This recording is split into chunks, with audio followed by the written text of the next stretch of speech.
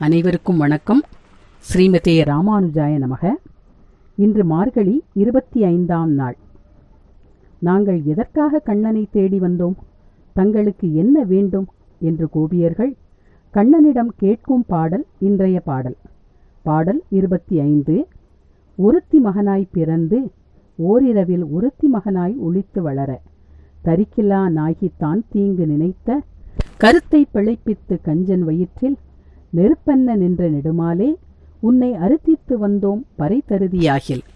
திருத்தக்க செல்வமும் சேவகமும் யாம்பாடி வருத்தமும் தீர்ந்து மகிழ்ந்தேலோர் எம்பாவாய்.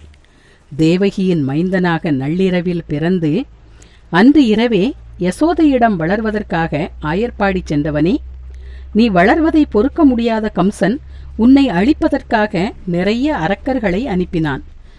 உன்னை அழிக்க நினைத்தவர்களை நீ வெற்றி கொண்டு கம்சனின் வயிற்றில் பயமாகிய நெருப்பை உருவாக்கினாய். உயர்ந்த குணங்களை உடைய எம்பெருமானே, உனது அருளை மட்டுமே கேட்டு நாங்கள் இங்கு வந்தோம். உனது பெருமைகளையும் பக்தர்களுக்காக நீ செய்யும் பணிகளையும் பாராட்டி நாங்கள் பாடுவோம். உனது பெருமைகளை பாடுவதால் துன்பங்கள் நீங்கி இன்பமாக வாழ்ந்திருப்போம். மார்கழி நோன்பின் பலனும் எங்களுக்கு கிடைக்கும் என்று அந்த கண்ணபிரானிடம் கேட்கிறாள் ஆண்டாள். இந்த பாடலில் ஒருத்தி மகனாய் பிறந்து ஒருத்தி மகனாய் வளர்ந்து என்று ஆண்டாள் கூறுகிறாள். முதலில் உள்ள ஒருத்தி கண்ணனை பெற்றெடுத்த தேவகி. இரண்டாவது உள்ள ஒருத்தி கண்ணனை வளர்த்த யசோதை. ஏன் ஒருத்தி ஒருத்தி என்கிறாள் ஆண்டாள்? ஒருத்தி என்பதன் பொருள் இவள் ஒருத்தி மட்டுமே என்பது. தனக்கு ஒப்புவமை இல்லாத ஒருத்தி. கண்ணனை பெற்றதால் பயன் பெற்றாள் தேவகி, வளர்த்ததால் பயன் பெற்றாள் யசோதை. ஆக இருவருமே ஒப்புயர்வற்றவர்கள் என்பதால் ஒருத்தி ஒருத்தி என்கிறாள் ஆண்டாள்.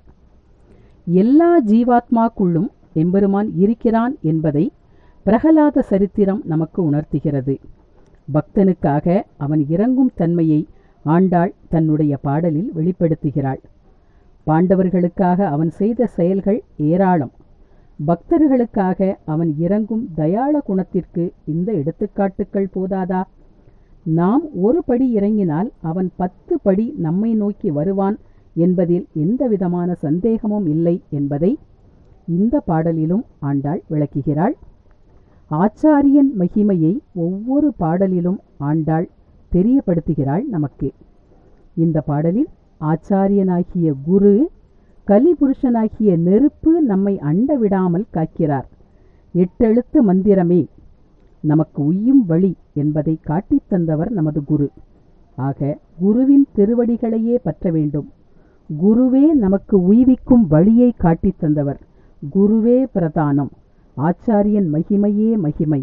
ஆச்சாரிய சம்பந்தம் கண்டிப்பாக வேண்டும். ஆச்சாரிய சம்பந்தம் இல்லாமல் ஒரு மனிதன் கடை தேறுவது மிக கடினம் என்கிறாள் ஆண்டாள். மீண்டும் நாளை 26ஆம் பாடலில் சந்திப்போம். ஆண்டாள் திருவடிகளே சரணம்.